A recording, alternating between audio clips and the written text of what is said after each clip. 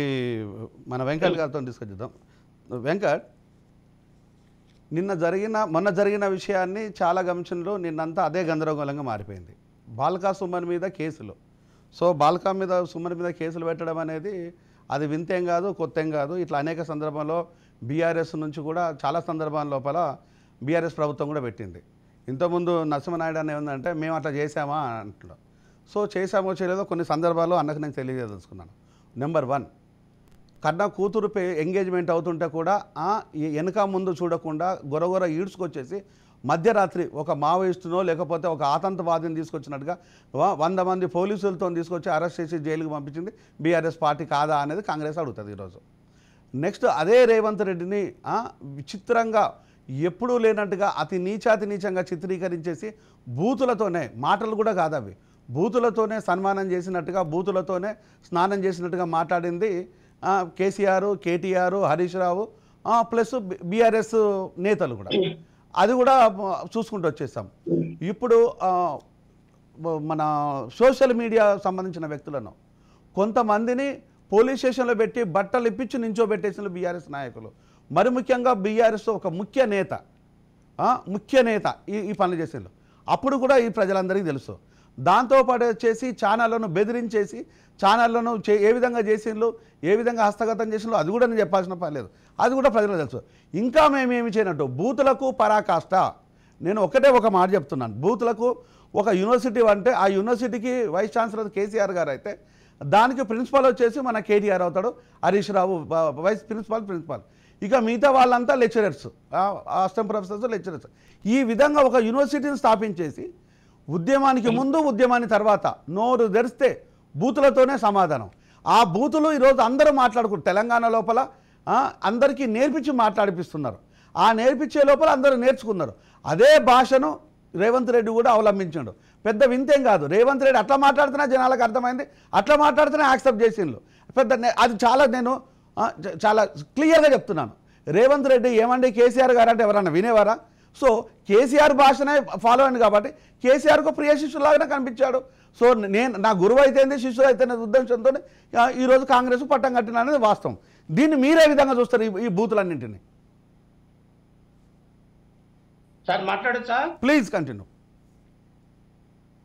Sir నమస్కారం, Raj news ప్రేక్షకులకు అదేవిధంగా ప్యానల్ ఉన్నటువంటి పెద్దలకు అందరికి నమస్కారం. సార్ ఇంతకుముందు మీరు ఏదైతే చెప్పారో డెఫినెట్గా మీరు చెప్పింది వాస్తవాలు. ఎందుకంటే అసలు ఈ రాజకీయాలలో బూతులు అనేటివి కేసీఆర్ గారితో స్టార్ట్ అయినాయి. తెలంగాణ ఉద్యమంలో చూడండి, ఆనాడు నేను కూడా ఉస్మాన్ యూనివర్సిటీ స్టూడెంట్గా ఉన్నటువంటి సందర్భం. అవును, అసలు కేసీఆర్ కంటే ముందే తెలంగాణ ఉద్యమంని మొదలుపెట్టి జైల్లో పోయినటువంటి వాళ్ళం మేమంతా.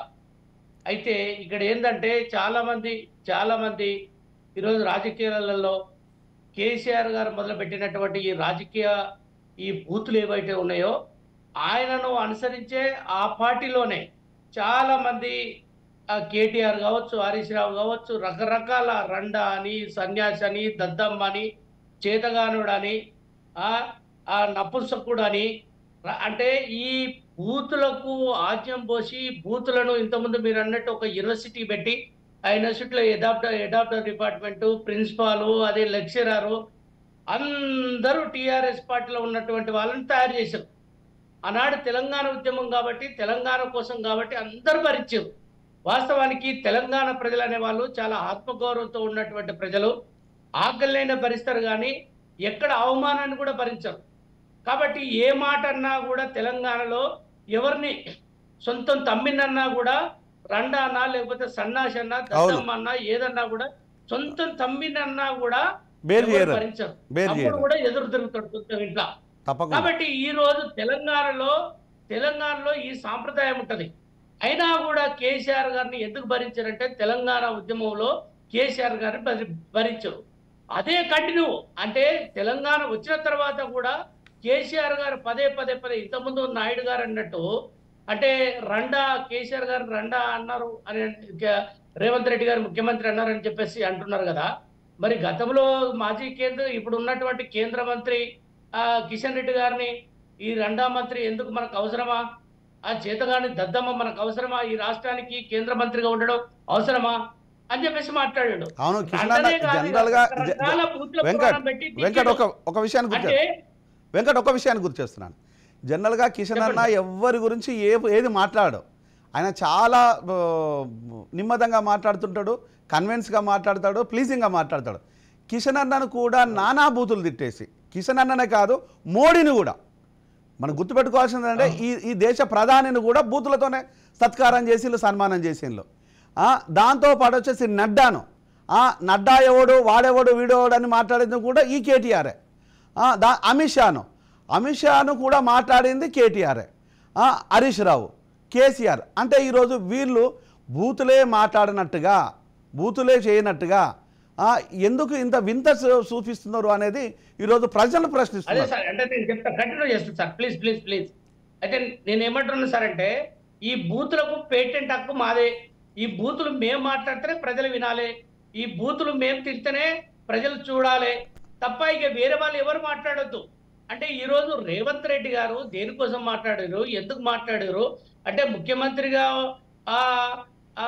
రేవంత్ రెడ్డి గారు ముఖ్యమంత్రిగా ఉండి 2 నెలలు కాలేదు అధికారంలోకి వచ్చిన వెంటనే మీరు బూతులు స్టార్ట్ చేశారు, రేవంత్ రెడ్డి గారిని తిడతా ఉన్నారు, గుంపు మేస్త్రి అంటా ఉన్నారు, రకరకాల భాషతో మాట్లాడుతున్నారు కదా, అవహేళన చేస్తా ఉన్నారు. దావోస్ పోయి అక్కడ తెలంగాణ అభివృద్ధి కోసము అక్కడ నిధులు తీసుకురావడానికి పోతే ఇంగ్లీష్ మాట్లాడరాదని చెప్పేసి అవహేళన చేస్తా ఉన్నారు. అంటే ఈ రోజు మన తెలంగాణ వ్యక్తులను, మన తెలంగాణ వాళ్ళను, తెలంగాణ ముఖ్యమంత్రి గారిని అంటే అవహేళన చేస్తే తెలంగాణ ప్రజలకు అవమానం కదా ఇది. అంటే ఈ రోజు మీరు అధికారంలోకి ఉంటేనే ఉందత్వం ఉంటుంది తెలంగాణకు, మీరు అధికారంలో ఉంటే తెలంగాణకి ఇమేజ్ వస్తుంది అనుకునేటువంటి పరిస్థితిలో ఒక భ్రమలో ఉన్నారు. అదే విధంగా తెలంగాణ ప్రజలు మేము ఎట్లా చెప్తే తినాలి, తెలంగాణ ప్రజలు మేము చెప్పిందే చేయాలి అనే రీతిలో ఒక అన్డెమోక్రటిక్ వ్యవస్థలో ఉన్నారు వాళ్ళు.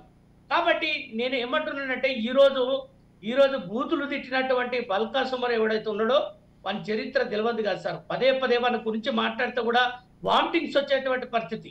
అంటే ఇక ప్రజలు వినలేరు. అంటే వ్యవస్థలో ఈరోజు బల్కా సుమన్ గాని లాంటివానికి ప్రజలు నిన్న జరిగినటువంటి 2 రోజుల నుంచి జరిగినటువంటి తతంగాన్ని చూడండి. ఎంత తెలంగాణ ప్రజలు ప్రతి వాడు, అంటే ఆటో నడుపుకునే డ్రైవర్ కానుంచి, బస్సు డ్రైవర్ కానుంచి, ఒక అంటే టీచర్ కానుంచి, ఒక లెక్చరర్ కానుంచి, ఏంది వాడు ఉస్మాన్ యూనివర్సిటీ ఒక ఎడ్యుకేటెడ్ ఒక ముఖ్యమంత్రి గారికి చెప్పు చూపించడం అంటే తెలంగాణ ప్రజలందరికీ చెప్పు చూపెట్టడం కదా. అంటే ముఖ్యమంత్రి అంటే ఈ తెలంగాణ రాష్ట్రానికి ప్రథమ పౌరుడు కదా.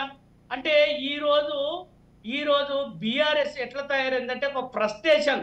అంటే అధికారం పోయిన వెంటనే వాళ్ళకి ఏం తోయక ఆ అంగు ఆర్భాటాలు తర్వాత ఒక పెద్ద వ్యవస్థను క్రియేట్ చేసుకున్నటువంటి వాళ్ళు ఈ రోజు పక్కల మనుషులు లేకపోయేసరికి, పక్కల గన్మెన్ లేకపోయేసరికి, పక్కల ఒక ఆర్భాటం లేకపోయేసరికి ఇక మాకు ఇక ఏమైంది అని చెప్పేసి పిచ్చిలేసి అంటే కుక్కలు పిచ్చిలేసి రోడ్డు మీద పడి ఒలురుతాయి చూడండి, కరిసేటట్టుగా జనాల మీద పడి.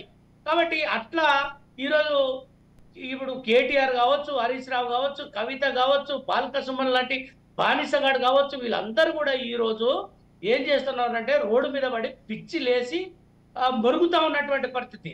కాబట్టి ఈ రోజు వాళ్ళని ఏది ఏమైనా కూడా ప్రజలు యాక్సెప్ట్ చేసే పరిస్థితి లేరు. ఇక 4 రోజులు పార్లమెంట్ ఎన్నికల తర్వాత చూడండి ఆ పార్టీ ఉంటదా పోతుందా ఎవరికి తెలియదు. కాబట్టి ఈ రోజు కాంగ్రెస్ పార్టీ అనేది ఒక డెమోక్రటిక్ పార్టీ. రేవంత్ రెడ్డి గారు ముఖ్యమంత్రి అయిన వెంటనే ప్రజలందరూ ఊపిరి పీల్చుకున్నారు. ఈ రోజు అవునన్నా కాదన్నా నాయుడు గారిని గుండె మీద చేసుకొని చెప్పమనండి, వాళ్ళు కూడా చెప్తారు. ఎందుకోసం మొదటిగానే నాయుడు గారు చెప్పారు ఒక మాట, ఏంటంటే అట్లాంటి మాటలు మాట్లాడడం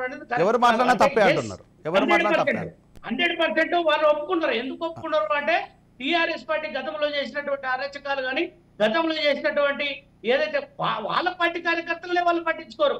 అంటే వాళ్ళ గ్రామ పార్టీ అధ్యక్షుడున్నా, మండల పార్టీ అధ్యక్షుడున్నా వాళ్ళ కళ్ళు నెత్తికెక్కి ఎవరు అడుగుదాం ఒక్క నిమిషం వెంకట్ తమ్ముడు ఒక్క నిమిషం